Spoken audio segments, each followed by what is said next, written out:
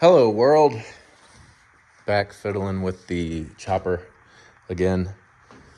I just heated up the top clamp there and took a piece of pipe and knocked out the old bushings. I got some solid bushings coming in next week, so those will be going in. What I'm gonna do next is, well, I got some of the stainless plate here. And I got some little coffins on some computer paper here. I'm gonna use as a template and various sizes, and I'm gonna cut them out, and then I'll trace the outline on the stainless and cut a couple out, see which size I like. Maybe that will be passenger pegs size, and maybe this will be rider size. But we'll cut those out and trace them onto the stainless, and then cut them out with the grinder and just kind of see what size I like, and then go from there. What I'll do is, if I find the size that I like, I'll cut out the cross separately, and I'm gonna make some brackets. Once I make the foot pegs themselves, I'll make brackets for these to go onto, so they can attach to the stanchions themselves. And I'll drill a little hole in there and plug weld it, and then I'll put the cross on top of that, and then plug weld the cross to the floorboard itself, and then polish it all up, and you won't even be able to tell.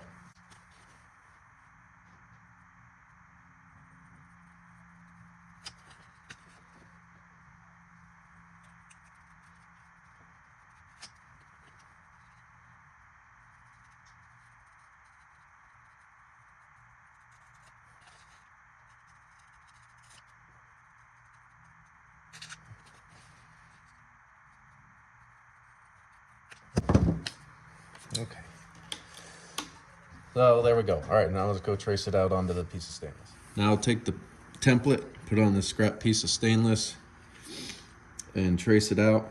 And then we'll take the grinder and cut it out. And don't misconstrue any of my videos for an intent for instruction. I do things based on my skill set and my tool set. You know, there's the right way, the wrong way, and whatnot, and the way I do things. But if you look at some of the prices for stuff, it's crazy not to make your own things. You'd be surprised at how much you can accomplish with a grinder and a welder and a drill press. Like Prism Supply, you know, for example, like their slingshot brake and clutch and all that, you know, $200+. It's like, wow, that is crazy. And I get it. They probably have big, giant, fancy machines they're financing to make to make that stuff.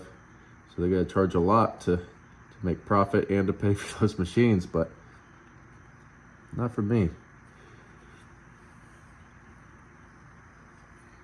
And not picking on Prism Supply. I'm just using them for example. Because I think all those chopper sites charge crazy, like for bungs, you know, $30 for 2 bungs. That's insane.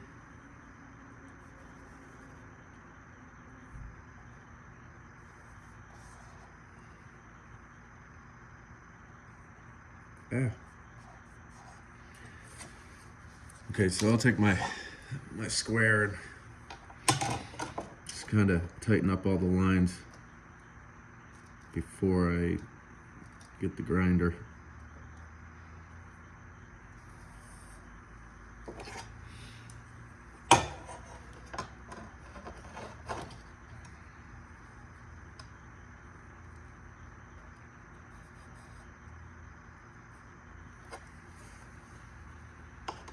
We'll try this size. I think with this size, I'd probably have them, if I like them, I would probably run them parallel with the bike. Whereas like the smaller ones, if I use these, they'd probably come out and kind of like fold down like that, and then your feet would go over like that. And we'll see which ones. I'm gonna make the, brake pedal and all that too.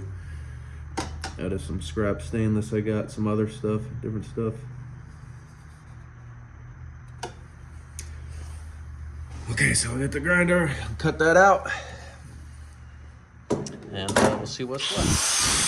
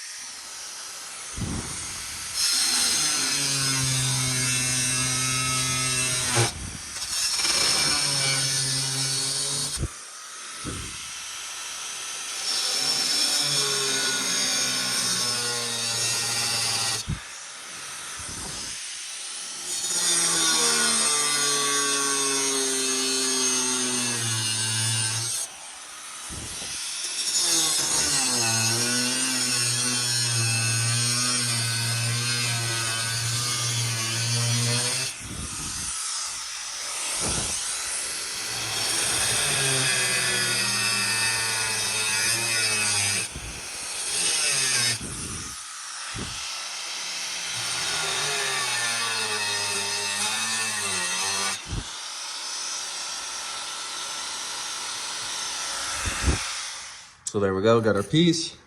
Now I'll clean it up a little bit and show you that. So here's the piece after I cleaned it up a little bit. I'm thinking, I don't know, maybe something like that. Somewhere around here. So if I use the smaller ones, I would probably run them that way. But if I'm gonna use ones about this big, probably be like that, a little coffin shape. And I think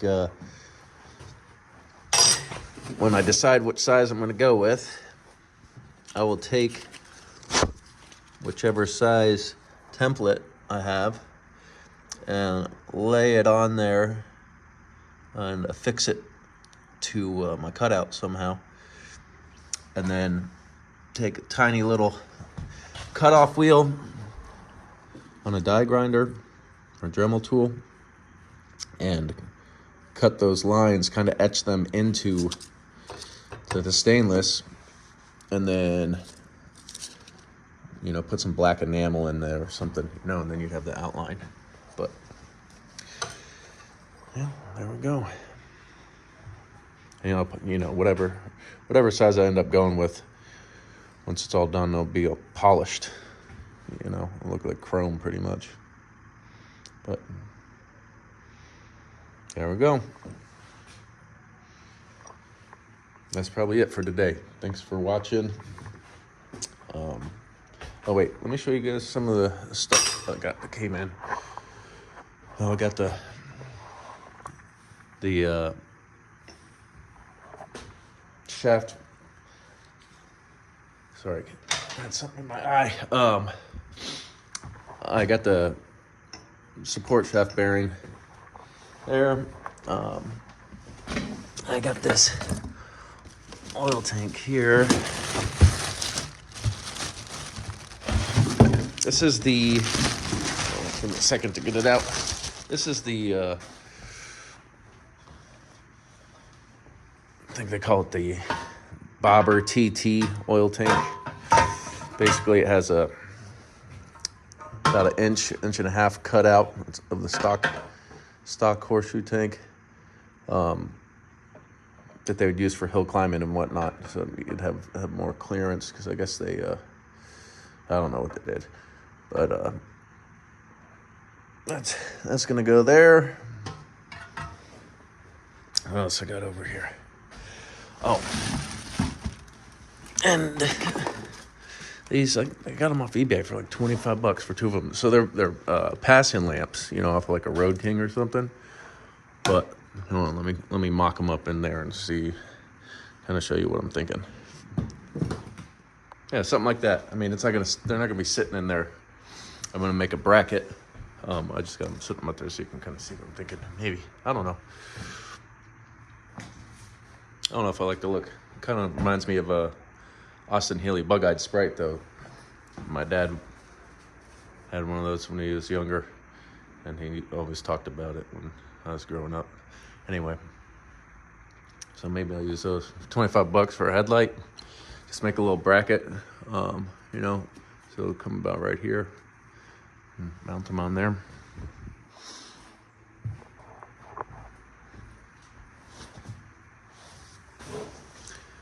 But that's about it.